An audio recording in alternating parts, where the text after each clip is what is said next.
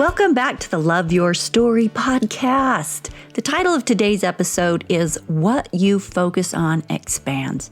Now, I'm doing this episode because that is actually my chosen theme for the year. For 2021, I'm going to focus on what I focus on expands. Negative thinking will never make your life positive. This taps into the universal law of the law of attraction. So we are going to get into a pretty in-depth discussion today about how what you focus on expands the law of perpetual transmutation. That's where we're going. So if what you focus on expands, I would say let's make darn sure we are focusing on things that we want to expand. Do you want your waistline to expand? Do you want your bills to expand? Do you want your ornery neighbor to spend more time staring over the fence? Do you want the effects of COVID to have more power in your life? No to all of those. Let's think about things we do want. What do you think of focusing on the things that you can do and not the things you can't do? And what do you think about focusing on your strengths rather than on your weaknesses? And how much more fun and productive is that? What do you think about imagining your ideal life in all aspects and putting it out there to expand and come into being, focusing on that instead of maybe complaining and ruminating on the things that aren't going right in your life? If I focus on my ability to throw a great party and in giving people a place to connect, which is a strength of mine, rather than beating myself up over not being a great promoter personality, which is not a gift. I'm more of a doer, not a promoter. One of these is productive. I'm focusing on something I do well versus focusing on something that I don't do well. The other one's destructive. So let's focus on what we want more of, because that is how we get it.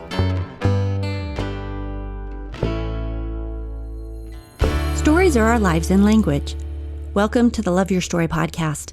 I'm Lori Lee, and I'm excited for our future together of telling stories, evaluating our own stories, and lifting ourselves and others to greater places because of our control over our stories. This podcast is about empowerment and giving you, the listener, ideas to work with in making your stories work for you. Story power serves you best when you know how to use it. In 1847, Thomas Edison was born. He was easily distracted in school, and he didn't get good grades. Kids teased him, and teachers called him dim. He was from a poor family growing up, so he would find ways to make money to buy supplies for his lab, quote unquote. That's what he calls it. He actually started a newspaper in his teens, the Weekly Herald, and he knew how to focus. Thomas Edison was known as the Wizard of Menlo Park, and his inventions were called Edison's miracles.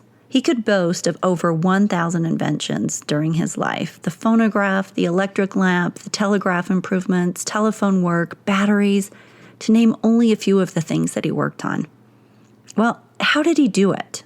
As I studied Thomas Edison's biography, I think focus, that one word, could be the word to best describe him. He was obsessed with his work and would sometimes work 100 hours a week, and he didn't sleep much. And while I don't advise this, just as an example, he left his wife on his wedding day to run to his lab and forgot to come back because of his focus on a project. Again, not recommending that, but certainly an example of focus. Thomas Edison created a life story that was rich in creation, rich in money. He was a millionaire at age 40, clear back in the 1800s, and he was rich in accomplishment. Now, he may not have had the best personal relationships, maybe not as rich there as he would have liked, because he didn't focus on those. But he had the life he had because of what he focused on, because he never let that focus on his lab or creations waver, even when he had failed repeatedly. We all know that quote of his.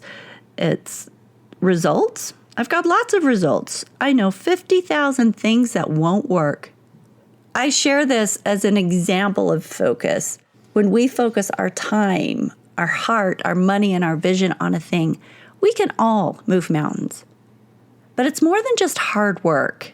So let's talk about the law of perpetual transmutation.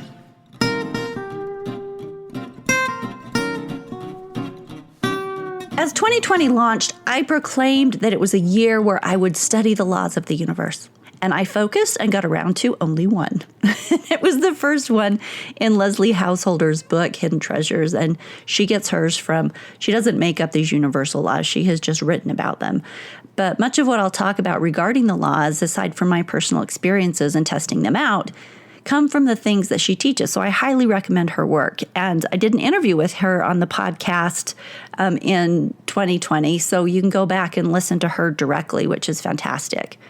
So first of all, what is the law of perpetual transmutation? In a nutshell, it simply means that everything is in the process of either coming into physical form or breaking down and going out of it. The premise behind this law is one of creation. We actively create with our thoughts all the time. The things we focus on with real intent, belief, and consistency start to manifest and show up in our lives. There should be a big label stamped on our brains, a big red warning sign that says dangerous if used incorrectly. Because this works, whether it's good or bad, it is truly what we focus on will expand. Dr. Wayne Dyer, in his book, Wishes Fulfilled, says, quote, "I've seen firsthand how virtually every wish or desire I've placed my attention on has transformed from a mental thought into an objective fact." Let's do a quick exercise. Look at your life right now. Whatever you have created, whatever you are dealing with, whatever you have, has been formed by your thoughts. Now, that's not to say that you have brought all of the circumstances into your life, but you have decided how to think about them and how much to let them bother or bolster you. If you look around and see lack and disappointment, let that be a sign that your thoughts get to shift to bring you something different. And if you look around and feel gratitude, happiness with your relationships, contentment with the things you have, take full credit for that too. You have created that also. Let me share an example. If your relationships are lacking, take an internal audit of what you focus on in those relationships. If things are bad with a significant other, are you focusing on what they do wrong, on what they don't bring to the table, on what they do that bothers you, on how you feel they fall short? If you do, justified as that may feel, those things will be the things you see, and they will be the things you comment on, and they will be the things that expand. If, on the other hand, you're focusing on what that person brings to the table and why you fell in love with them, the good things that they do, then that is what will expand in your world. You will see more of it. You will create a better synergy between you and the person because that's where your focus is. And then that support and focus on those things will magnify. Let's pull in that famous car example. You know how it goes. The minute you buy a make and model of a certain car, you see it everywhere. So if I buy a white Subaru, I'm going to see white Subarus everywhere after that because my experience of them expands. If I'm focusing, say, on my child and I'm frustrated because her grades aren't as good as her brother's, well, that is going to expand too. It's going to become something that is always on my mind. And then I make it always on her mind. And then it becomes something that defines her, something that takes root as a deficiency.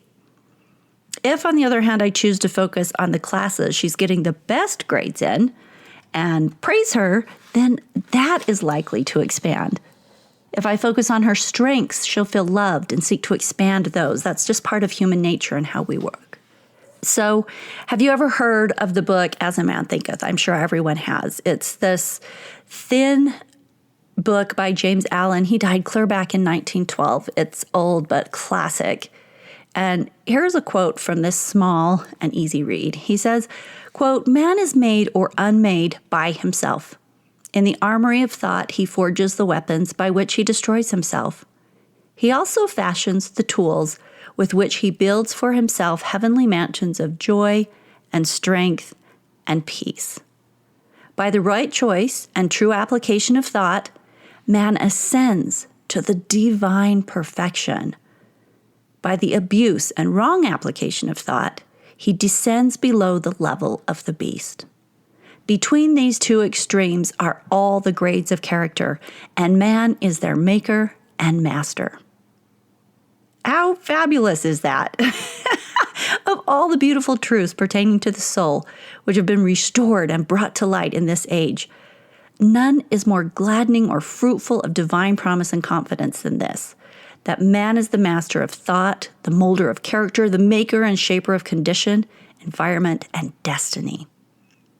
As a being of power, intelligence, and love, and the Lord of his own thoughts, man holds the key to every situation and contains within himself that transforming and regenerative agency by which he may make himself what he wills." Unquote. Let's get back to the law of perpetual transmutation, which says that everything is in the process of coming into physical form or going out of it. The power of our thoughts is what starts the formation of something. All things are created spiritually before they are created physically, and our thoughts begin the process of matter taking form into spiritual creation so that it can manifest physically. Just think, everything had to be thought of before it could be created. All things are made of thinking substance, intelligence, that begins to form as we call it forth. When we know how to tap into this law and how to use it, then we start learning to create intentionally, living our lives intentionally and fearless, right? So the power in this law, and I realize we're talking a real crash course here, so I hope you're focusing, but the power in this law comes from three main things. The first is you have to be able to very clearly see the finished goal, the project, the result. What does the problem look like solved? And once you've got that clearly in your head, hey, you've started to put it into a space of forming spiritually. The second, you must be able to pull an emotion, because emotion is the power that imprints things in our subconscious and supercharges those thoughts. So what does the man or woman who's accomplished that feel like? Stay in that place and revel in those emotions. How good does it feel to have that accomplished goal? What does it smell like? What does it feel like? What do you see? So you really imprint that on your brain. And the third step is that your faith or fear is the lever that sends the energy forward or backward. Picture something manifesting from the ether, right? It's taking form in front of you. And each time you truly believe it is coming, the thing becomes more solid in front of you. And each time you doubt, it moves backward and it becomes less tangible, more ethereal.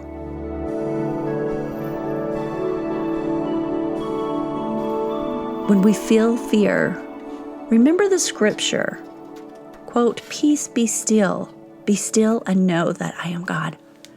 Another favorite that I like is, quote, 2 Timothy 1:7. I actually love this. This one's my favorite. "For God hath not given us the spirit of fear, but of power and of love and of a sound mind." Now, how much does that scripture really tap into what we're talking about here? Get rid of the fear, get rid of the lack of faith. He's giving us the spirit of power and a sound mind. Okay, for us, really it comes back to trust in the law. Trust that this is a universal law, and faith in things that we can't see, which of course is what faith is. Trust that the way before us will show up. And a famous word that we use in emotional intelligence training all the time is trust the process. Sometimes you can't see or know why things are working the way they are, but trust the process.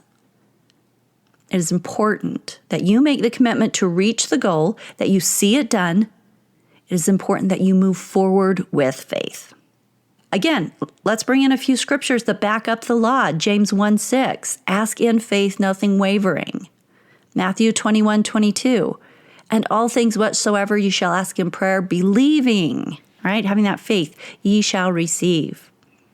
And Enos 1:15, "Whatever thing ye shall ask in faith, believing that ye shall receive, in the name of Christ, ye shall receive it." Now, as I was focusing on this law for 2020, there were some personal experiences that, a law can be a law, but if you don't use it, you don't try it out, how do you really learn about it? How does it become a way of being? So, of course, I had to test it. Well, since I've worked on understanding this, there have been a few things, so I'll share a few stories. This year, my son moved out, and I turned his room into my office. and I wanted to be thoughtful about placing only the minimum of what I needed and the exact right stuff in the office because I didn't want to clutter. Well, I don't like clutter anyway, but I didn't want it unsightly and I didn't want funky energy. And I was cleaning out an office that I had pretty much cluttered up. And so I just wanted to make this one so much cleaner. And I had everything finished, but I still needed a couch or a chair in the space across from my desk. So I'm just throwing the thought around, should I buy it or should I try to manifest it? I went shopping and I got ideas and I priced things and then I waited to see what would turn up and I looked at things on Facebook Marketplace and I had pictured it numerous times and I did have intent, but I still waited just in case it might appear and, wanted to test that out. So I was putting off actually buying it, waiting to see what might show up. Well, interestingly enough, it did show up and even better than I had expected. I found a couch, or more accurately, a friend who knew that I was looking for a couch, texted. She works at a storage facility where people are moving things in and out all the time. And she said someone just cleaned out their unit and they left this perfect brown leather couch for the taking. If you don't want it, she threatened, I'm totally going to take it. And so, I was iffy. I didn't know for sure if I'd take it or not, but I went down and looked at it and it turned out to be perfect. For that little spot beneath my office window, it was exactly the right height and the right length and the right color. It was very clean. I'm a clean freak, so that was important to me. And all I could do was say, thank you, angels and fun laws of the universe, and put it out there that I need it. And it came together. I also think that I manifested my first podcast editor.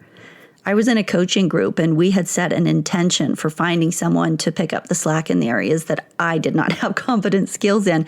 And I imagined and prayed and knew that I desperately needed someone who could edit the podcast because that was not my skill set. And the next day, it was almost immediate. It's one of the most immediate manifestations I've ever had. But I was walking my dog when I ran into some beloved neighbors that I hadn't seen and talked to in some time, only to find out that he was the cameraman for the BYU TV series Story Trek. And he was steeped in story at this time. And I was like, oh my gosh. And then I found out that he knew how to edit audio.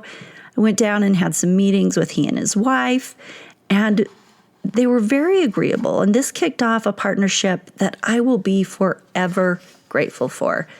Matt Kerr was just such a dear in all that he gave to the show in helping create it, helping it come to pass, and making the show sound good. And that was just a gift. Finally, my last example here. I set a big goal this past year as I was testing the law, and it was a big financial goal. And I'm not comfortable with going into all the details around it, but here are some of the things I noticed. I set this really big goal that was this was a big, audacious goal. And I followed all of the steps as I laid them out for you. I could see it done. I could feel it. I just really followed it to the T. And I was, grateful for it. That's a big part of it too. You be grateful for the fact that it's already done, even before it is done, because you go to that space of knowing that it's going to happen. Well, I didn't know how it would happen, but I put the wheels in motion. And as Leslie Householder says, stay calm and see what happens. So as the year unfolded, I took every work opportunity that came to me. I serviced more real estate clients in 2020 than I had in my previous 13 years as a realtor. I got more professional writing jobs at higher paying rates than I'd ever had before. And I said daily gratitudes, and I worked hard. I really did work hard. And here's what I noticed. The first time, I think it was about in June, that I put down a major chunk of change toward this goal, I saw even more happen. So I saw all of these things and opportunities show up for reaching this goal, for making the money. But my willingness to put my own skin in the game toward my goal escalated what the universe was bringing to me. Now, I find this fascinating. I have no additional thoughts about it. It's just an observation that came up during my test of the law, and so I'll share it with you. Apparently, we have to be behind our own dreams and willing to do our part, and then other things come to us. Another thing that I noticed is that unexpected things came up. And Not that they necessarily should have been unexpected, but in my case, I hadn't thought it all through. I thought, oh, this is how much money I need. But as I had calculated the amounts I needed, I'd been looking at flat sums, but I didn't figure in taxes, and I didn't figure in tithing that I paid in my church, and I didn't figure the baseline that I wanted to keep in my accounts, and all of this other stuff. So there were unexpected things that also had to be taken into account as it went on. But I bring this up because I think this is par for all courses. There will always be unexpected aspects of what we are manifesting, and we have to be open to how things will twist and turn along the way. In a nutshell, I have watched things large and small expand as I focus on it, and I suggest that you try it too. Spoiler alert, that financial goal that I set, I had tremendous success with it that year, and so grateful for all of the success that happened through that process. So I suggest and recommend that you try it also.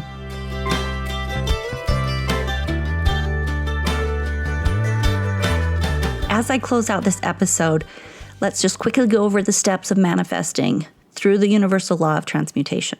Now remember this, universal laws are laws. The law of gravity works whether you believe it's going to or not. It does what it does. So do all the other laws. The law of perpetual transmutation will always work. Things will either come into being or go out of being according to your faith. So let's review. Step 1, get a clear vision of what you want. Trust your instincts. Go all the way through the vision to what it feels like to have it done. And even feel that gratitude for it, right? Step 2, present it for approval, adjustment, and direction to your higher power. The voice of inspiration will come only after you have a clear picture of what you seek and after you allow gratitude, true gratitude for what you received in enjoying that success. So just check in, make sure you're on the right path. And then step 3, make any adjustments as you're inspired to do. What can I do? What do I need to leave to the universe? And then get ready to rock and roll. And step 4, acknowledge the successful completion of that goal. Be very clear on what that looks like and feels like and tastes like. For with God as your partner, all things are possible. Nourish the seed with belief and with gratitude, and all that you need will come to you. Do you notice how belief and gratitude are a part of every step? Okay. Step 5, move forward each day. Stay in belief. Our thoughts are powerful. They do things. Our thoughts are bringing that out of nothingness and into being. Our thoughts do way more than we realize. And if you can picture what you want and believe it's on its way, by God's law, it must come. So keep discarding the fear and nurturing the belief and keeping that focus. In conclusion, I will end with a Tony Robbins quote. Your life is determined by what you focus on.